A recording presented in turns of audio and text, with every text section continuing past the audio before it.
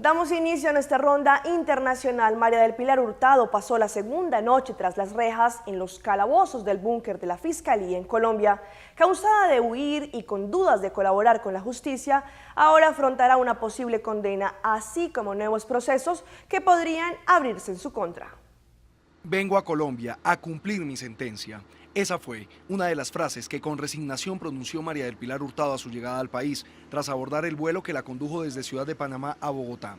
Hurtado dijo que permaneció en el país vecino desde finales de noviembre de 2010, cuando el gobierno panameño le concedió un asilo. Antes de subirse al avión, agotada, nerviosa y solo con un morral al hombro, habló con sus padres y también con su esposo, Horacio Arteaga.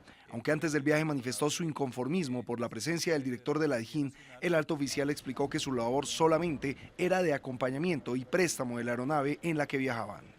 Lo que nos importa a nosotros es que usted esté custodiado, resguardado y más que todo Muchas gracias. Solo en pocas oportunidades se dirigió al director del CTI, Julián Quintana, a quien le manifestó de manera informal que toda la información relacionada con su gestión al frente del DAS estaba en un computador que le fue robado y que tarde o temprano sabía que regresaría a Colombia, a donde llegó finalmente a las 5:20 de la madrugada. Tiene derecho a guardar silencio, que las manifestaciones que haga podrán usarse en su contra. Tras una larga jornada, María del Pilar expresó su temor de ser enviada a la cárcel El Buen Pastor. Por eso la Fiscalía solicitó que por motivos de seguridad fuera recluida en las celdas de paso del CTI en el búnker, de las que fueron trasladados 2 extraditables, uno de ellos panameño, a la sede del antiguo DAS. Ahora, con poco para negociar con la justicia, Hurtado está a portas de recibir una condena que podría superar los 15 años de cárcel. Un equipo periodístico de nuestro canal aliado de Colombia, Noticias Caracol, fue víctima de un robo. 2 delincuentes fuertemente armados los despojaron de la cámara con la que estaban haciendo un cubrimiento en un acontecimiento. Esta es la historia. Ladrones al acecho. Sobre las 9 de la noche, el equipo periodístico de Noticias Caracol fue víctima de los ladrones en la clínica El Country. Allí los presuntos delincuentes les hurtaron la cámara. Luego de registrar el colapso del puente peatonal de la calle 103 con carrera 13, 2 sujetos a la entrada del centro asistencial intimidaron al camarógrafo, el asistente y a la periodista, al parecer con un arma de fuego. Me detuvo a mí, me dijo quieta ahí, no se mueva, y el otro llegó donde mis 2 compañeros, camarógrafo y asistente, y les dijo no se van a hacer matar, no se van a hacer matar, entréguenos la cámara. Cogieron la cámara, salieron corriendo, tumbaron a uno de nuestros compañeros, el asistente, se cayó y se golpeó bastante.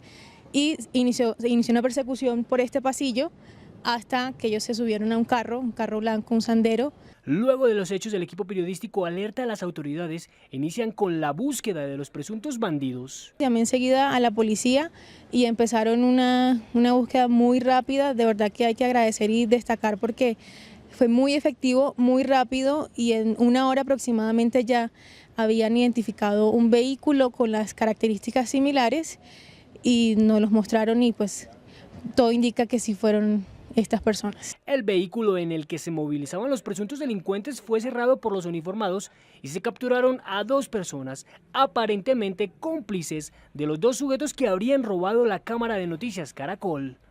Por ahora las autoridades están tras la pista de los demás hombres que habrían participado en el robo. Mucha atención, si alguien les ofrece altas sumas de dinero a cambio de poco esfuerzo, podría ser víctima de una red de trata de personas, un delito en donde la vida de las personas sí tiene precio, como lo es esta historia de un joven de 14 años en Ecuador que se suicidó luego de haber sido violado, un delito internacional que transgrede los derechos humanos. Tenía 14 años y decidió quitarse la vida. Un mes después, los padres de José accedieron a exhumar el cuerpo y descubrieron con horror que el cadáver del menor aún mantenía las huellas de haber sido violado. Su hijo había caído en las redes de la trata de personas.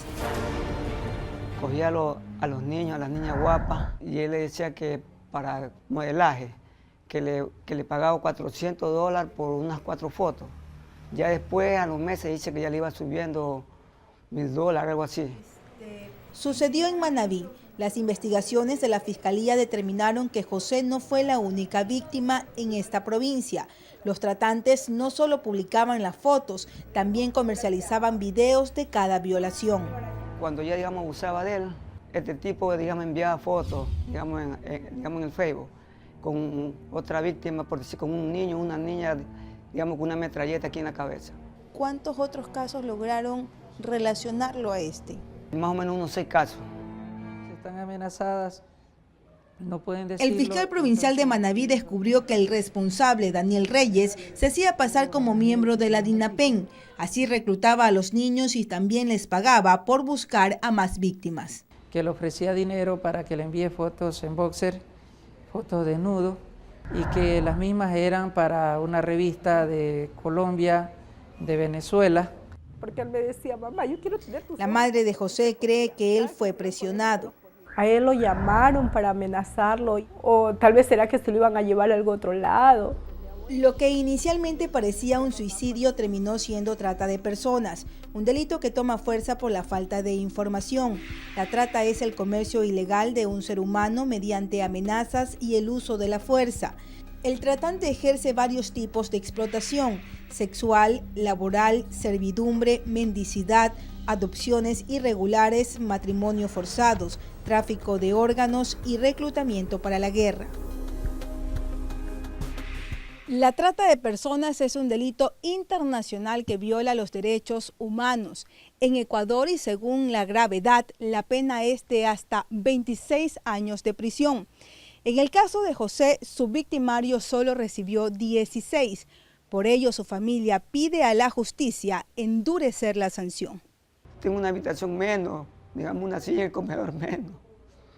Dígame usted, como madre de familia, ¿cómo no se va a sentir usted?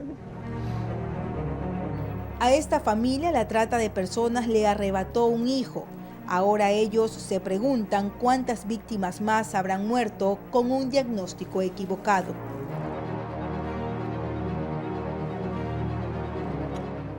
Mucha atención, que el presidente de Colombia, Juan Manuel Santos, acaba de revelar lo que le respondió al presidente venezolano Nicolás Maduro en Costa Rica, cuando el presidente Maduro le reclamó por la presencia del expresidente Andrés Pastrana en Venezuela y también por el comunicado de la Cancillería colombiana en el que esperaba la pronta libertad del líder opositor venezolano Leopoldo López.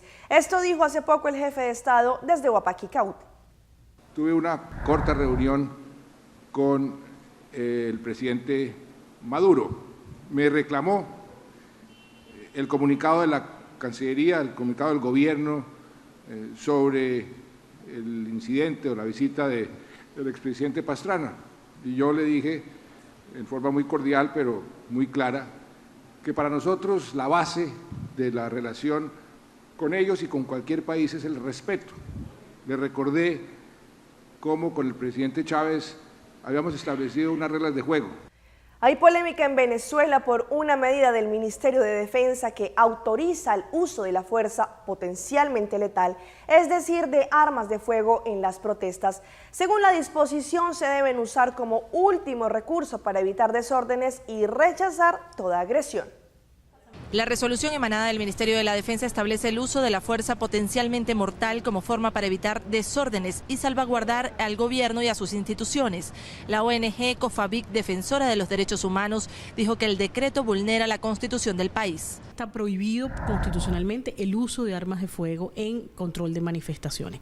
Esta resolución establece posibilidades de que se utilicen armas de fuego en el control de manifestaciones públicas. El artículo 68 de la Constitución de Venezuela prohíbe el uso de armas de fuego y sustancias tóxicas en el control de manifestaciones. Esto solamente ha ocurrido por vía de los hechos en aquellos países donde la democracia no existe, donde hay una situación ya de rompimiento del hilo constitucional y donde hay graves amenazas para los derechos humanos. El reciente informe de Freedom House, organización internacional que vela por el respeto a los derechos políticos y la democracia, evaluó a 195 países y señaló que 89 son libres y 55 son parcialmente libres, grupo en el que está Venezuela, y asegura que ha habido un retroceso en la democracia del país. Desde Caracas, Venezuela, Beatriz Adrián, Noticias Caracol. Es el momento de una pausa comercial, pero no se despeguen porque ya regresamos con más información aquí en Pulso Latino. En breve. La parada de los niños también hizo parte emotiva y colorida del carnaval. Una reina se descontrola y actúa arrebatadamente contra su contrincante.